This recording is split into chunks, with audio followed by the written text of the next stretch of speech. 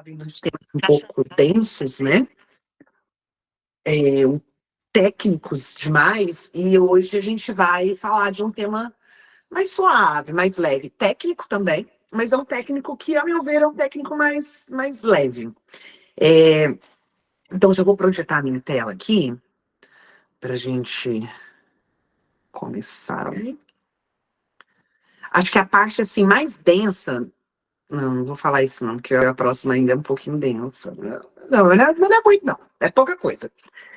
Depois a gente vai falar sobre alguns teóricos da educação no sentido da psicologia, sabe?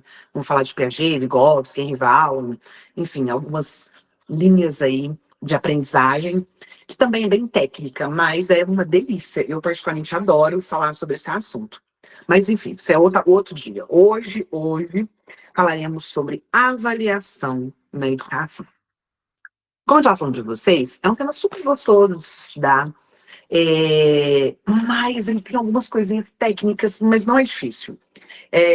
Às vezes a gente fala muito de avaliação, e a gente está muito acostumado da avaliação professor e aluno, e a gente fica naquele movimento ali. Só que no cargo de que vocês irão prestar, meus amores, analista, inspetores, professores também, nós temos que olhar para a avaliação de uma forma macro, né, maior. E olhando essa avaliação no sentido de que nós temos também avaliações, além das internas, nós também temos avaliações externas. E toda avaliação, ela sempre vai ter embasamento legal. Então, a gente sempre vai estar utilizando algumas questões que a própria LDB traz para a gente. Então, na aula de hoje, eu vou retomar alguns artiguinhos que a gente estudou.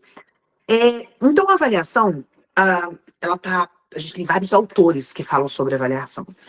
A Consulplan, como eu já falei para vocês, ela não usa referência bibliográfica. O que eu acho ruim, porque com a referência, como a Fundep faz, você vai em cima daquele livro, em cima daquele autor. Então, aqui não. Então, eu vou hoje trazer para vocês perspectivas, recortes, né, de autores diferentes acerca da avaliação, porque a gente não sabe qual que eles vão cobrar. Apesar de que, geralmente, é sempre os mesmos, mas, enfim, falaremos. E eu percebi que a Consulpan gosta muito de cobrar o que a lei, a LDB, fala sobre avaliação. Então, a avaliação, e eu vou trazer isso para vocês na aula de hoje, a avaliação, ela simplesmente é um mecanismo de verificação do processo de ensino-aprendizagem. Então, visualizem, a Consulplan é uma banca construtivista.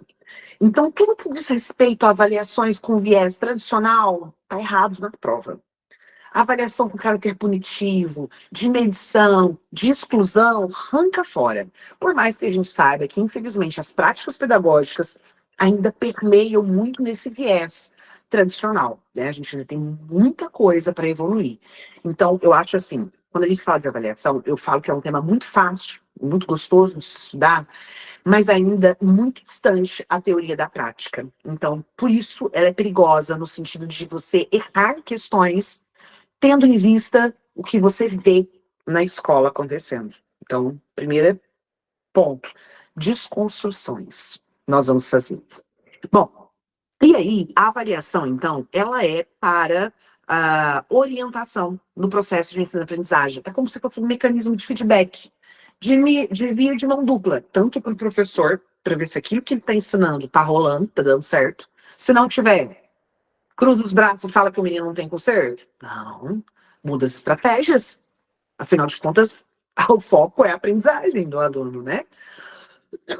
E também é um mecanismo de feedback para o aluno, para ver se aquilo que está sendo ensinado, de fato, está se aprendendo.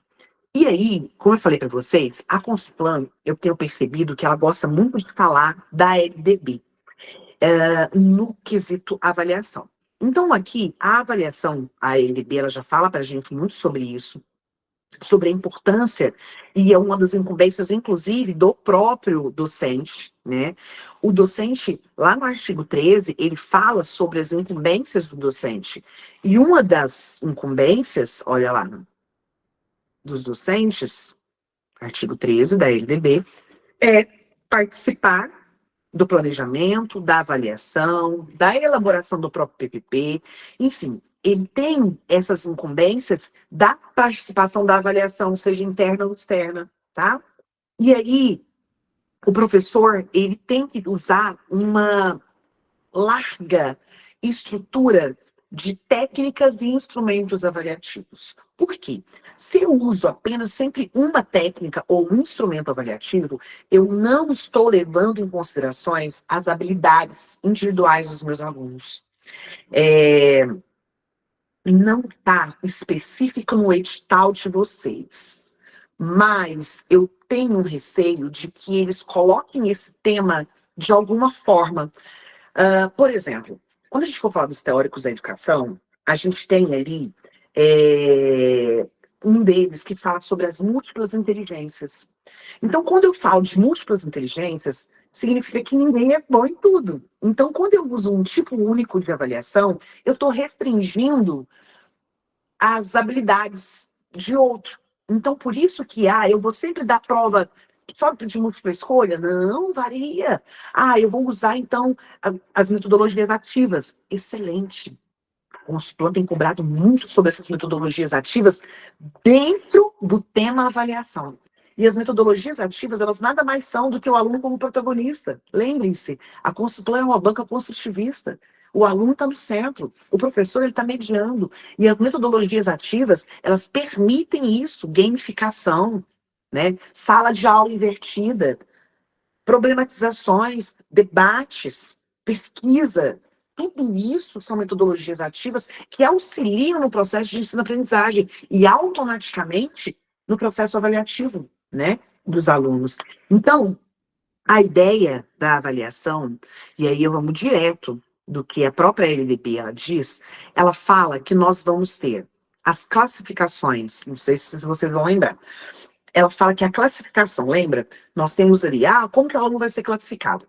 Toda classificação, ela pode acontecer por promoção ou por transferência, ou independente da escolarização anterior mediante avaliação, exceto para o ingresso no primeiro ano do ensino fundamental. Lembra disso? Existe essa exceção. Então, nós temos essas três formas de classificar. Só vou riscar aqui.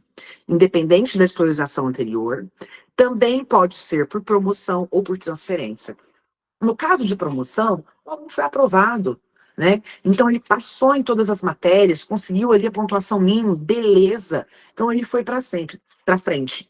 Lembre-se que essa classificação, ela ocorre em todas as séries ou etapas, exceto a primeira do ensino fundamental.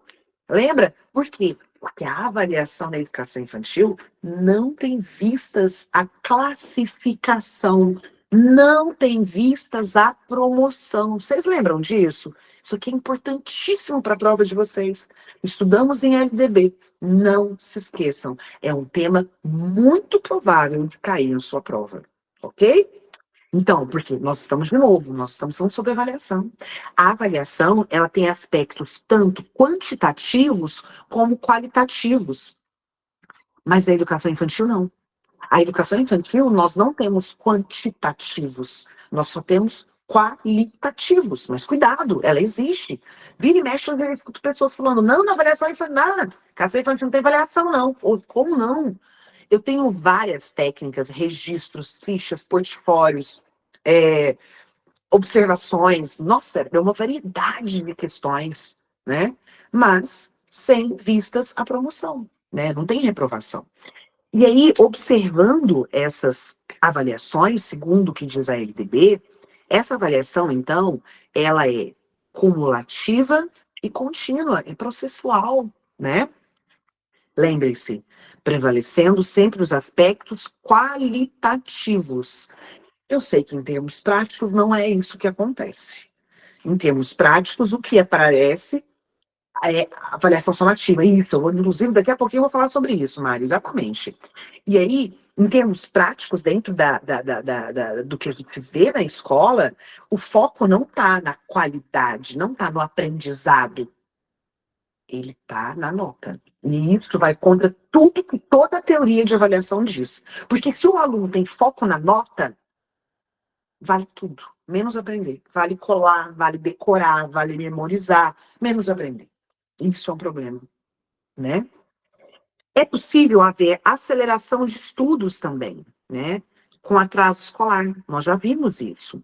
Nós podemos também avançar, né, nesse quesito para verificação da aprendizagem, aproveitamento dos estudos, recuperação, tudo isso nós já estudamos também lá na LDB.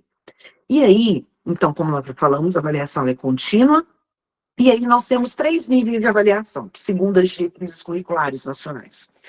Essas dimensões, isso daqui cai bastante em prova, mas não se preocupem porque é tranquilo.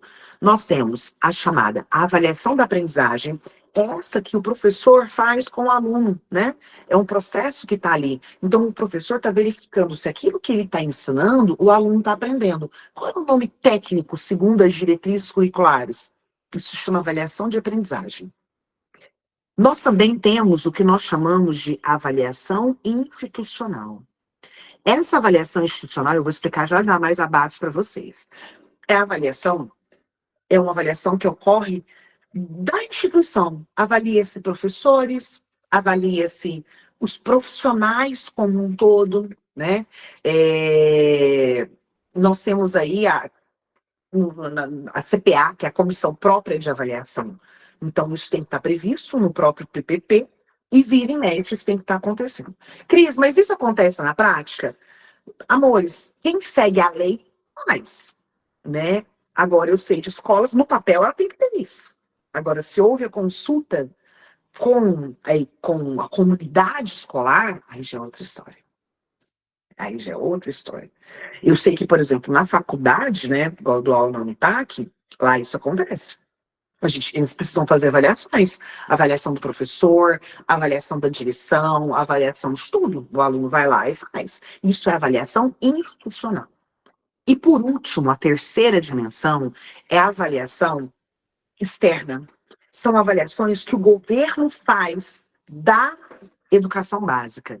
E aí, tomem cuidado. Essa avaliação da educação básica. Nós temos avaliação também do ensino superior, que é o ENAD, né? Mas não vai cair na sua prova. Então, nós vamos colocar aqui as avaliações externas, que é o SAEB, que é o CIMAV. O SAEB é o Sistema de Avaliação da Educação Básica a nível federal, e ele tem as suas subdivisões. E o CIMAV é o Sistema Mineiro de Avaliação, e ele também tem suas subdivisões, que são as provinhas que são aplicadas. Não acho que hoje eu vou conseguir chegar nele, mas eu vou tentar. Se não conseguir, na próxima aula a gente continua, tá? Então, tudo isso está previsto no PPP. A avaliação da aprendizagem está bem explicadinho, mas já é o que eu mencionei para vocês aqui. A avaliação da aprendizagem nada mais é do que a avaliação da relação professor, estudante, conhecimento, vida e movimento. Pronto. É o processo. O aluno está aprendendo.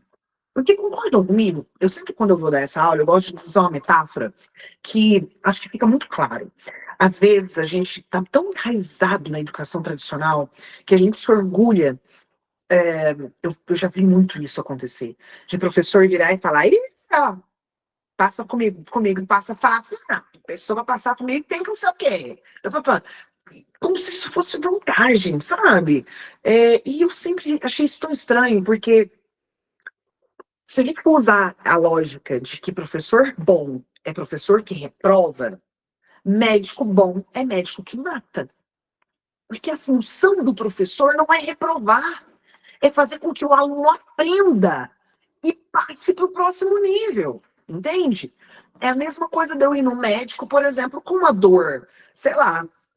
Vou dar um exemplo de vocês sabem que eu fiz a cirurgia segunda-feira no dente, né? Tô com os pontos aqui. Foi uma coisa de emergência, eu quebrei um danado no dente, deslocou, né? E aí eu tive que correr lá e, enfim, teve que fazer essa extração. Imagine eu chegar no dentista, ele virar pra mim e falar, não tem consertão. Não tem que fazer, não. Pode largar. E muitas vezes a gente vê professores fazendo isso. Falando para o aluno que aquilo ele não tem conserto, que nunca vai ser ninguém na vida. Imagine, se você vai num profissional, é porque você confia no trabalho dele para que ele possa te ajudar, né? Então a gente tem que tomar esse posicionamento nosso, né? De ter essa ideia dessa avaliação com viés processual. Nossa, o aluno não está aprendendo dessa forma. Nossa, vou mudar minha metodologia. Porque, gente, não se dá aula como se dava antigamente. A gente precisa entender isso, né? É tudo muito diferente. Então, a gente tem, por exemplo, igual nós estamos tendo aula agora nesse momento, aqui, pelo Google Meet. Antes da pandemia, isso era algo assim. Cara, acho que 1% tinha aula dessa forma. A maioria não. Então a gente precisou se reinventar, né? Depois da pandemia, quando a gente voltou para o presencial, voltou tudo diferente. Tudo diferente. E é muito doido, né? Porque para vocês, por exemplo, vocês estão aí, estão me ouvindo e tudo mais, mas para nós, professores, se coloquem do lado de cá, é quase que um monólogo, né? Porque a gente não vê vocês, eu vejo uma tela o tempo todo, eu estou com 3 telas aqui, mas eu não vejo vocês, eu não consigo ver a reação. Porque todos vocês são professores. Quando a gente dá aula, pelo olhar que você bate no seu aluno, você está entendendo se ele está te acompanhando ou não. A gente aqui está no escuro, eu não estou sabendo, eu estou deduzindo que vocês estão acompanhando, mas vai saber, né? Então tudo muda. Então, até esse processo avaliativo, ele traz mais uma, eu acho, talvez, uma autorresponsabilidade, né? Igual vocês estão aqui estudando, não tem como eu estar falando, vocês estão assistindo a aula, vocês estão prestando atenção, é autorresponsabilidade, é isso, né? Bom, e aí, as avaliações institucionais, como a gente estava falando, ela pode ser tanto interna como externa. Essa interna é aquela que é feita pelos próprios alunos, né? Se não for os alunos, a comunidade faz isso, os funcionários entre eles e tudo mais. E as externas, que são as avaliações do governo. Depois falaremos sobre isso, vou avançar para a gente não perder muito tempo. Essas avaliações são conhecidas como avaliações em larga escala. São avaliações, então, que o poder público traz, né, faz, para que tenhamos uma verificação das políticas públicas. Algumas federais são essas daqui, ó. Tá vendo? Essas daqui. Mas focaremos em outras também. Vamos falar sobre isso. E aí, eu coloquei um esqueminha para vocês, para facilitar tudo isso que eu estou falando aqui agora. O que é a avaliação da aprendizagem? A avaliação da aprendizagem, ela é feita, um movimento, né? Ela é feita pelo estudante, do estudante, ela é feita pelo professor para ver a aprendizagem. Legal. E a avaliação institucional interna? Ela é feita pela escola, quem faz essa avaliação é a comunidade e deve acompanhar o que está previsto ali no PPP. E, por último, a terceira, que é a em larga escala. São políticas do governo, né? Quem faz é o poder público, para verificar se as políticas públicas estão sendo alcançadas. Inclusive, nós vamos falar, em uma aula mais para frente, sobre o Plano Nacional da Educação. E esse Plano Nacional da Educação, ele tem 20 metas. E essas metas, elas precisam ser verificadas se estão sendo alcançadas, e claro que nós temos vários mecanismos para fazer essa verificação, isso vai cair na sua prova, tanto do Estado como da Prefeitura. Essas avaliações, elas permitem perceber algumas das metas se estão sendo alcançadas ou não. Bom, fechamos essas 3 dimensões. Tem dúvidas nisso? Isso é questão de prova? Ou tá sussa? Tranquilinho? Aí, ó, tá vendo? Você não... heroinha! Vocês têm que conversar comigo, gente. Eu fico muito solitária aqui sem vocês falarem nada. Beleza. Funções. Isso aqui cai demais, mas é fácil demais também. Eu gosto de trem difícil, pra vocês arrebentar na prova, é tudo difícil, porque eu faço, todo mundo certa. Mas é básico. Acho que até a Mari já falou, foi a Mari mesmo, da avaliação somativa. Dentro das avaliações, nós temos 3 tipos de funções, que é a função diagnóstica, formativa e somativa. Aqui no textinho da apostila de vocês, eu venho explicando sobre cada uma, tá? Depois dá uma lida, para que vocês consigam verificar. Eu vou dar uma resumida num quadrinho, tá vendo? A formativa, a somativa, nananana. E aí, eu coloquei aqui um quadrinho. Vou direto nele para conseguir explicar para vocês de uma forma mais clara. Avaliação diagnóstica. A avaliação diagnóstica, ela acontece sempre ao início. Pensa na palavra, é um diagnóstico. Estou fazendo um diagnóstico. Pode ser o início de um ano, pode ser o início de um conteúdo, porque às vezes as pessoas se apegam muito ao início de ano. Não, eu vou começar uma matéria nova. Então, eu vou fazer um diagnóstico, sondagem dos conhecimentos prévios que os alunos têm acerca daquele assunto.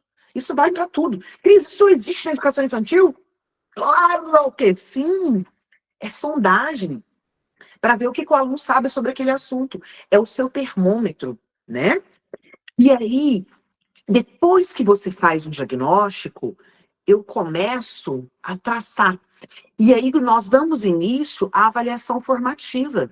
Essa avaliação formativa, ela ocorre durante o processo.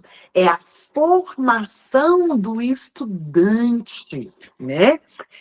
A Mari está falando, aplica essa avaliação diagnóstica. Mari, e é legal isso pra caramba. Só que muitas vezes a gente se apega ao que o governo manda, né? Ou então, eu tenho. Não, eu vou começar uma matéria nova. Eu vou dar um exemplo para vocês. Aqui é diferente porque a gente nem tem muito tempo para isso. Mas lá na graduação, todo conteúdo que eu vou começar, eu faço diagnóstico.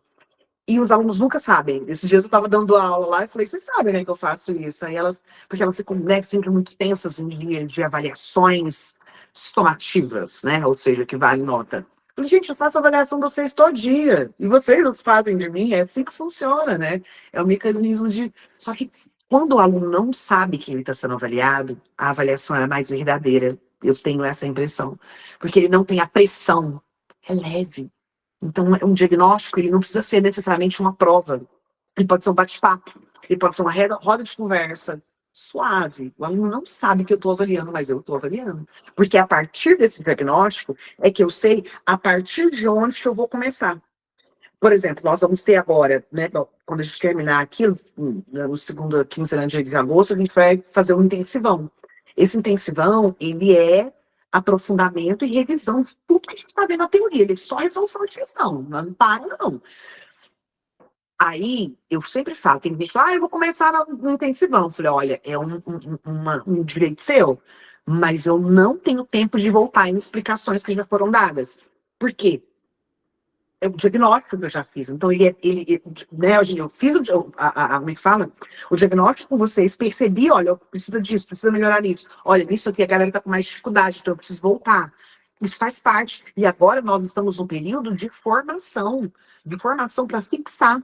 Então, ele é contínuo, é o tempo todo. Para que a gente chegue agora ao final, na somativa, para que a gente consiga obter resultados, né? No viés da teoria da avaliação, entende-se a avaliação somativa como exclusiva e às vezes até excludente, tá? Porque ela é classificatória, né? Então, há críticas sobre isso, mas basicamente nós temos aí essas 3 funções e é isso que vai cair na sua prova, ok? Tranquilo isso? Início, durante e fim. Bem simples. Depois, leiam acima os textos aonde eu explico com mais detalhes sobre isso. Agora vem um resuminho, como eu falei para vocês, eu não sei qual autor que vai cair na prova de vocês. Então, eu fiz um resumo de todos os principais autores. Mas, o que eles têm em comum? Nós temos aí o primeiro, que é o Kesi. Esse cara aí, ele é referência quando a gente se fala de avaliação. E o que ele nos diz é o seguinte: o trabalho pedagógico bem elaborado e intencional, ele vai fazer com que o aluno tenha isso, né? A avaliação, então, segundo Lucchesi, é auxiliar o educando no crescimento, ajudar ele a apropriar-se de conhecimentos, né, de uma forma ampla, para que o processo de assimilação ele ocorra de forma leve e prazerosa. Olha ali, eu até destaquei as palavrinhas-chave para vocês, né? Então, segundo Lucchesi, o ato de avaliar, ele tem 2 processos importantes. Isso pode cair na sua prova. E quais seriam? O diagnóstico e a decisão. Esses são os 2 propósitos importantes da avaliação. Diagnostiquei, E a partir do meu diagnóstico, eu vou para a decisão do que eu preciso ser feita. Então, eu acho que eu comentei isso até com vocês em uma aula passada. Às vezes eu escutava muito, né? Principalmente, agora não tem mais tanto isso, mas quando a gente voltou da pandemia, eu escutava muitos professores falando, nossa, aquele menino ali não sabe segurar no lápis. Aquele ali não sabe dançar, não sabe cantar. E não sabia mesmo não, né, gente? Tadinho desses meninos. Não teve essa interação, né? E aí eu falo, que massa, cara, você já fez o diagnóstico. E agora qual é a decisão? Qual é o caminho?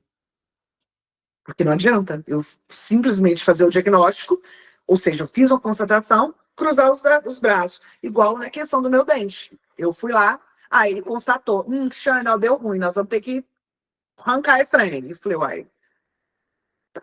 E depois? Não, aí depois arrancou e ficou. Não, deu, aí vou ficar com um buraco aqui. Qual é a solução? Vamos para a formação. Então foi feito um diagnóstico. Eu estou agora na fase formativa para chegar na somativa, que é resolver o BO, que ainda não está resolvido. Mas estamos no processo, entendem? O que eu quero que vocês entendam quando eu dou esse exemplo do dente, do médico, é que nós, enquanto professores, também temos esse caminho a percorrer. E a partir do momento que você compreende isso, você não erra nenhuma questão da plano sobre esse assunto. Nenhuma. Vai por mim. Por quê? De novo, olha lá.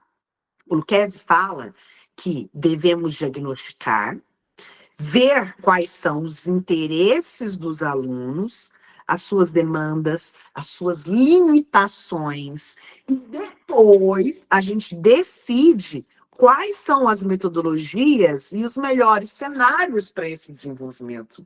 Olha que coisa legal. Massa demais! Né? E não tem isso de uma aula igual a outra. Porque nessa sala aqui eu não consigo dar aula, na outra não, eu entendi isso. Porque os meninos são diferentes. Não existe uma aula igual a outra, não, só. Os povos é diferente, olha. Então, essa tomada de decisões, ela traz um acolhimento. Então, olha, eu preciso por esse viés, eu preciso por esse. Não dá para fazer coisas bem legais. Bom, enfim, depois aqui embaixo ele vai falar pra gente, repetindo isso, mas uma coisa muito importante que vocês precisam saber sobre o Lucchesi é que ele diz o seguinte: para o Lucchesi, a avaliação deve ser dinâmica e inclusiva, e não representar exercício autoritário. Não tem essa relação, não é um acerto de contas, né? Sempre palavras-chave de Lucchesi. A avaliação deve ser um ato amoroso e não um Cris, acerto de contas. Diga. como no edital não fala específico de autor, você acredita que caia algo assim, bem específico, igual tá aqui? De acordo com Lucchesi, não é correto afirmar, tipo assim, ou não, vai ser avaliação no sentido mais amplo. Difícil prever, Carol. Nós vamos fazer algumas questões daqui a pouquinho e vocês vão ver como que a Consulplan cobra. E algumas, ele coloca o autor. Segundo o autor X, ele pode Tá, fazer isso. Só que o legal é que eu estou trazendo para vocês coisas em comum dos autores. Então, por exemplo, quando a gente fala de Lucchesi é um ato amoroso, legal. Só que a Sarah Halfman também fala a mesma coisa. Então, é semelhante. Não vai ser uma coisa que é radical de diferença de autores. Não acho que vai ser por esse lado. entendi. Ok, obrigada. Bom, de nada. E aí o Libânio também é a mesma coisa. Ele vai falar nessa ideia porque todos eles têm um viés construtivista dessa avaliação como um ato de realmente verificação da aprendizagem. Então, tudo que for contra isso, da sua prova vai estar errado. Então, é uma tarefa didática necessária, é o passo a passo. A avaliação, ela não é só o dia da prova, ela não é só o dia do seminário, ela é todo dia, né? E é tão complexo isso, porque quando a gente não entende isso, a gente tende a reproduzir nos nossos alunos aquilo que fizeram conosco. E aí, quando nós vamos ser avaliados, a gente tem traumas e travas pesadas, pesadíssimas. Tanto que vocês estão aqui estudando para uma prova. Muitos de vocês sofrem por antecedência. Na hora que é a véspera da prova, tá chegando, eu não vou dar conta, eu não sei, ó somente. Como que você não vai dar conta? Não, você tirou isso? Vai sim, você está estudando, você está se preparando. Mas isso é trauma lá de quando você estava na educação básica e teve uma avaliação pesada. Uma avaliação que te puniu, que te excluiu, que foi vexatória. Então, é importante a gente entender isso, inclusive, não só para a prova, mas que as nossas práticas pedagógicas, elas se alterem. E a gente não faça com os outros do que fizeram com a gente, né? E que a avaliação ela seja leve. Não é um terror. Vocês me aguardam no dia da prova. Tem professor que faz isso até hoje, cara. É loucura, né? Bom, sem comparações, prática docente, cada uma é de uma forma. E aí é uma coisa importante que a gente precisa ver, ter uma charge, eu acho que eu já comentei isso com vocês em alguma aula, ela é muito legal. Essa charge, ela mostra, são vários animais, e aí tá ali o professor. E o professor fala, a avaliação, para ser justa, vai ser a mesma para todo mundo. Vocês precisam escalar aquela árvore. E aí eu tenho foca, macaco, pinguim, leão, enfim, vários animais. E a justificativa é que, para avaliação ser justa, todos deverão fazer a mesma prova. Como? Se observando, inclusive, as múltiplas inteligências, nós temos habilidades diferentes. Então, é justo. Por isso que fazer provas sempre da mesma forma, ou fazer qualquer tipo de avaliação sempre da mesma forma, ele exclui a habilidade de um, né? Que de repente ele não é bom nisso, mas naquela outra coisa ele é legal. Então, não tem como, né? Há para ser justo. Então, é bem legal a gente pensar. Vocês já viram essa chargezinha?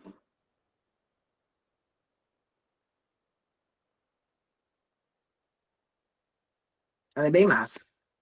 Bom, basicamente, a avaliação ela precisa fazer a verificação, ou seja, a coleta de dados, para ver a aproveitamento dos alunos. A qualificação, que é a comprovação dos resultados, e a apreciação qualitativa. Lembre-se sempre, aspectos qualitativos sobrepondo aos quantitativos. Função, depois ele vai falar para a gente sobre as funções. Depois vocês dão uma lida nisso daqui, não sofre muito não, tá? Mas a função didático-pedagógica, diagnóstico e função de controle. Então, não vamos sofrer com isso não. As características da avaliação, a gente já falou sobre isso, né? Ela precisa ter essa autopercepção. E a Jussara Halfman. A Jussara Halfman é a queridinha também, né? É a nossa terceira autora. Ela fala sobre a avaliação mediadora. Então, quando eu falo da Jussara Halfman, a palavra-chave dessa mulher é isso aqui, ó. Avaliação mediadora, tá? Sempre através do diálogo. Sempre. E atrás essa questão humana. Para ela, avaliar não é julgar. É acompanhar um percurso. E nesse percurso acontecem mudanças múltiplas o tempo todo está acontecendo, né? A avaliação deve ser mediadora. Para que ela seja mediadora, você tem que permanecer atento a cada criança, observando os seus aspectos, observando as suas evoluções, tá? Então, o professor, ele tem um papel de facilitador nesse processo de ensino-aprendizagem. E uma coisa importantíssima, eu vou até destacar aqui, ela traz muitas aprendizagens através de chamadas situações-problema, tá? São situações mesmo. Então, aconteceu uma situação. Então, nessa situação, ela vai permitir a reflexão e a ação de determinada situação naquele momento, né? E ela também considera o erro como algo bom. O erro, ele possibilita aprender. Então, vamos pensar jogos, né? A galera gosta demais de jogos. Então, o menino tá ali jogando um videogame, tá jogando um jogo qualquer. Quando ele erra, ele não desiste. Ao contrário, ele se sente muito mais estimulado a achar a solução. Por que eu perdi? Onde foi que eu errei? Então, ele, sabe, ele tem esse estímulo para compensar, porque existem ganhos. E por que na educação, quando um aluno erra, ele é humilhado, Ele acha, tanto a ponto de que tem alunos na educação infantil, ele nem quer tentar. Ele já fala na hora, não dou conta. Como assim não dou conta? Da onde que ele está escutando isso? Da onde que ele tirou isso? São verdades que vão sendo implantadas. Você não é capaz, você não faz nada certo. E ele vai comprando esse ponto de vista e internaliza nele. E depois, para desfazer isso, haja terapia, viu, gente? Haja terapia. E a Jussara Halpern fala que não, o erro é um momento importantíssimo de aprendizagem. Por isso que o professor, quando vê que o aluno erra, não é interessante ele ir lá e falar. Você errou, a resposta certa é essa. Não, peraí. Vamos analisar o problema? Vamos ver a situação problema? Pensa de novo. Como que você chegou? Vamos pensar de outra forma. Vocês vão ver, a gente vai responder questões já já, vocês vão ver na prática sobre isso, tá? Então, o erro é considerado algo bom, ele vai trazer alguns princípios básicos da avaliação mediadora, que é o princípio da investigação docente. O professor, ele sempre tem que ter essa postura investigativa. O professor, ele tem que ter curiosidade, ele tem que elaborar novas perguntas. Olha, mas isso, não, mas se for esse outro lado? E se a gente pensar assim? Então, primeiro princípio, investigação docente. Segundo princípio, provisoriedade. Estar atento, valorizar as descobertas. De repente, o professor foi por um caminho, o aluno foi por outro. Nossa, mas como é que você chegou nesse raciocínio? Interessante. Um exemplo básico, a gente já comentou em outras aulas, mas, por exemplo, quem descobriu o Brasil? Aí o menino vai lá e fala, uai, os indígenas. Interessante. Pode ser que o livro didático não diga isso, mas faz sentido, né? Faz sentido não, é a verdade, né?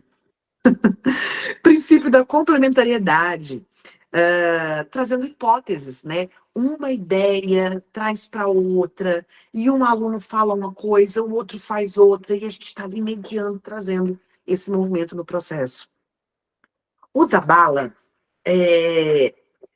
eu comentei com vocês sobre ele, mas eu estou achando que eu vou deixar ele para a próxima aula, que eu estou achando que não vai dar tempo. Eu demoro um pouco mais nele. Eu vou deixar. Deixa eu usar bala para o finalzinho. Opa, peraí.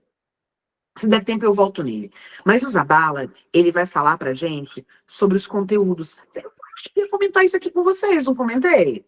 Os conteúdos factuais, conceituais, procedimentais, atitudinais. Ou não? Só me norteia aí. Não? Ih, ó, não falou que sim, não falou que não.